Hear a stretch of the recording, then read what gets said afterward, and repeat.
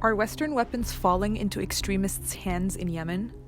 This is what a newly released investigative report says it has proven.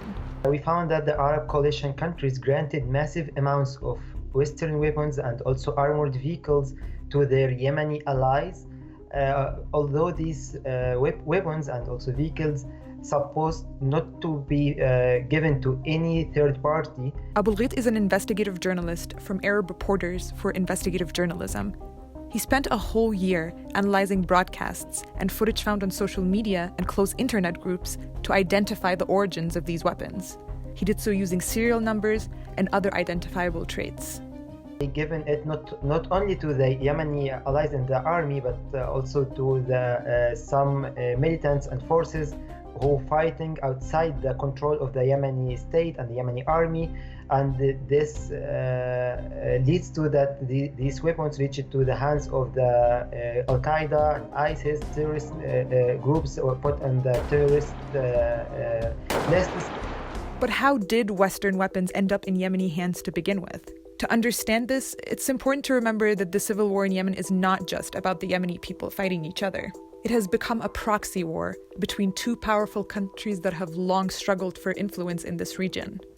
Iran is backing Houthi rebels on one side of Yemen's conflict, and on the other side, Saudi Arabia is backing fighters loyal to Yemen's current government. Other countries have allied with Saudi Arabia, forming what is now known as the Arab Coalition. For almost 4 years, this coalition has been supporting forces loyal to the government with weapons, logistics, and sustained airstrikes. Amnesty International and other rights organizations say all parties in this conflict have committed serious violations of human rights, including war crimes.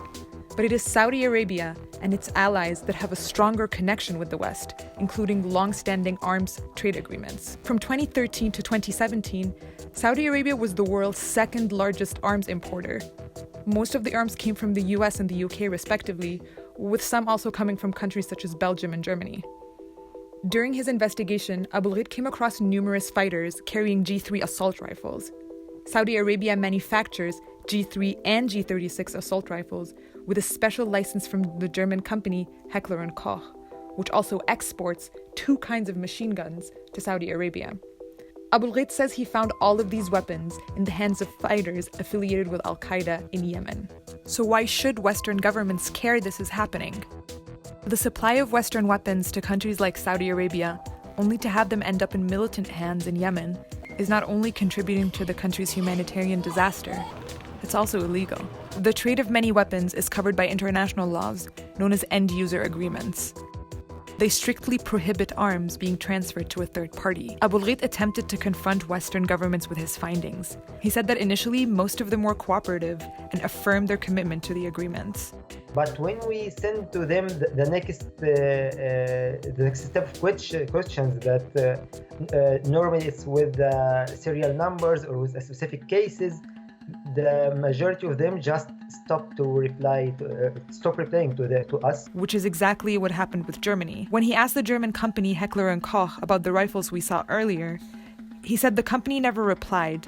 Instead, the German Ministry for Economic Affairs answered, saying they do not comment on specific cases, but that the ministry has no valid evidence that military equipment exported from Germany is being used in Yemen. The ministry added, exported military equipment may not be passed to other countries without the consent of the federal government. But when Abulghit wrote back with exact serial numbers of weapons he had come across in the black market, he says the German ministry just stopped answering. Abulghit also contacted officials from various other governments, including in the US, the UK, Austria, Belgium, and got similar results. So what can Western countries do to stop their weapons from getting into unintended hands? Better controls and regulation might help. I think it's extremely important that the countries which are the original suppliers of these weapons take the allegations very seriously, that they step up their efforts to do so-called end-use monitoring control. So, for example, in Germany, to my knowledge, there are about 2 persons who actually follow up on arms exports, who go to the countries which have imported those, and 2 per persons for that is very little. No penalties have ever been levied for breaching end-user agreements. But Abul-Ghait hopes his evidence could pressure Western governments to reconsider arms exports to countries that intervene militarily in Yemen.